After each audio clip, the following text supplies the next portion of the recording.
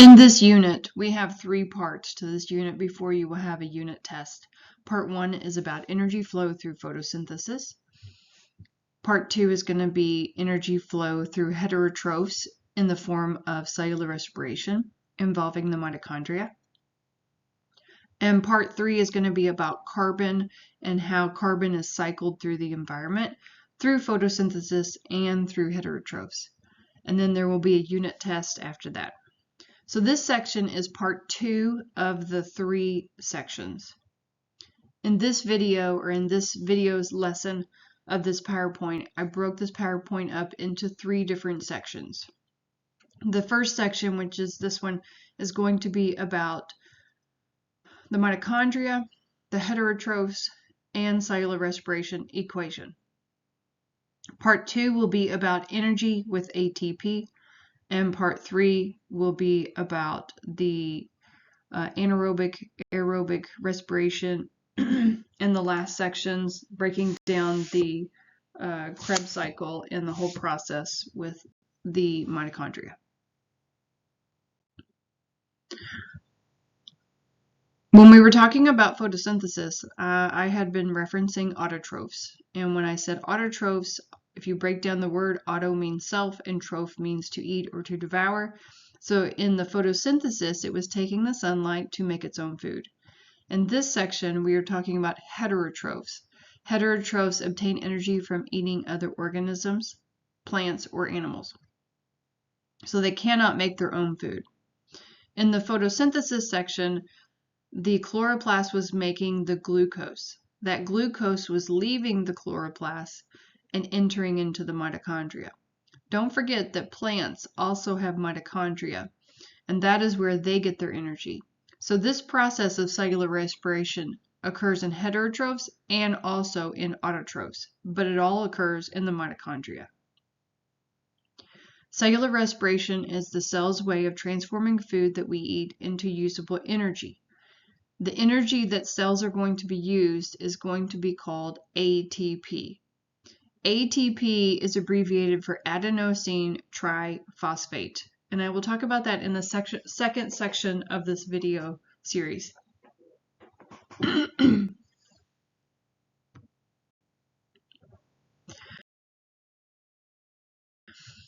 organelle focus is going to be the mitochondria. The organelle in this picture is going to be the one that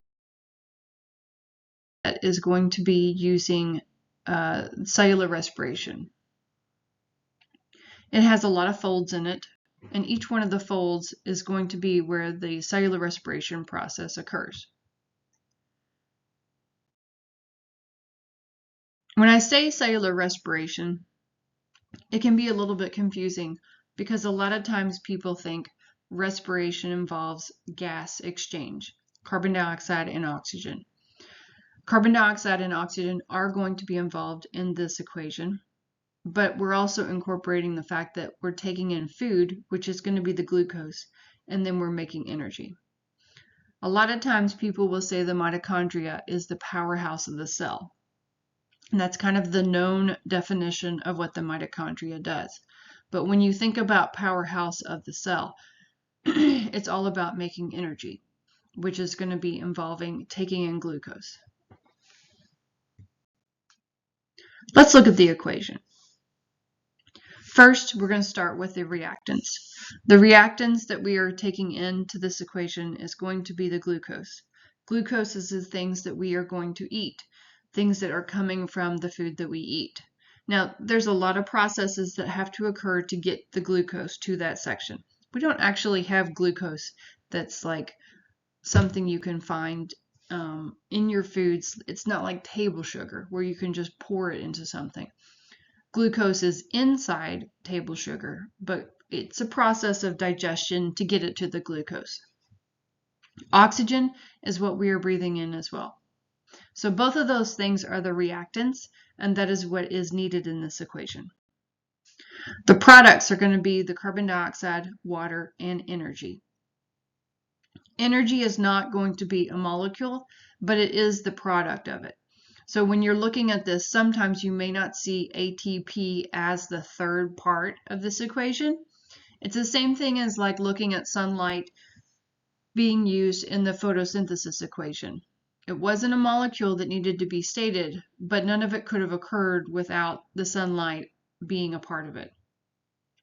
With cellular respiration, the end goal is to produce energy, but it's not going to be an actual molecule that you would find on the periodic table. It is a product of it, though. Respiration, let's go back to why it's called cellular respiration. It's also because it involves the gases that we breathe in and out. We breathe in oxygen. And again, you can see that the coefficients are the same as what we learned with photosynthesis. They still have the 6 molecules of oxygen, and they have the 6 molecules of carbon dioxide, and that is going to be our waste product that we breathe out as well. And our next section, our next topic, next comp check is going to be about carbon. So let's focus on the carbon as well, because carbon is really important in our third part of this unit.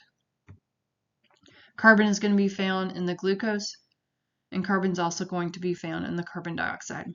And you can see those are balanced, and they're balanced. The 6 molecules of carbon dioxide has to be there because we start with our 6 molecules of carbon and glucose. The energy is going to be in the form of ATP.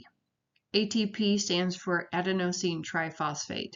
All cells in our body have ATP and need ATP. They are all going to use the same energy source.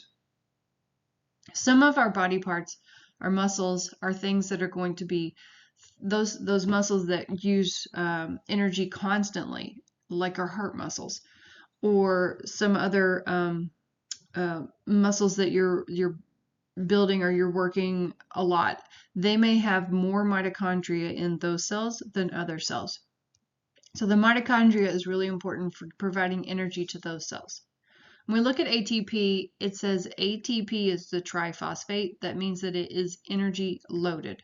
ADP is meaning that the energy is empty. It's kind of like cycling it out or charging a battery. ATP is a charged battery. ADP is a wasted or empty battery, a dead battery that needs to be charged again. In our second section of this video, I will go into more depth with ATP.